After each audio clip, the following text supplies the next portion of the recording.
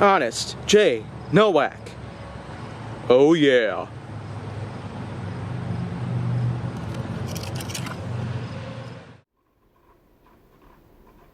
A pleasure to meet y'all at last, and welcome back to Honest J Nowak. So today, I'm gonna be talking about even more stuff that I got me, and ideas just never stop coming around. So I certainly will go ahead and continue talking about some other stuff out there. And what I'm gonna do today is I'm going to start off with oil. Yeah, that's a material that we've had for so long now. And if you're not very familiar with it, then well, oil can be a pretty tricky substance to find, especially the crude type.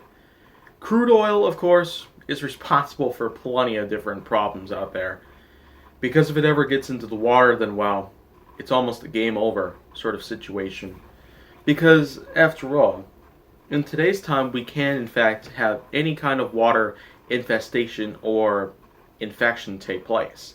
Any kind of contamination could pretty much follow, but that is, of course, the main reason why we have treatment plants that happen to simply take on this contaminated water and transform it into clean drinking water that can also be used for some methods of cooking as well as some different types of bathing. But in general, I do happen to see oil as, well, not the type of thing that could be very destructive to our water supply. But of course, a type of crude oil that we can find usually within the Arctic regions, it is in fact a type of oil that we can use for many different reasons. We can definitely use it for many different types of industrial purposes. We can use it as a type of lubricant to some surfaces, and we're also able to use it in our cars as a way of, well, keeping oil pressure in check.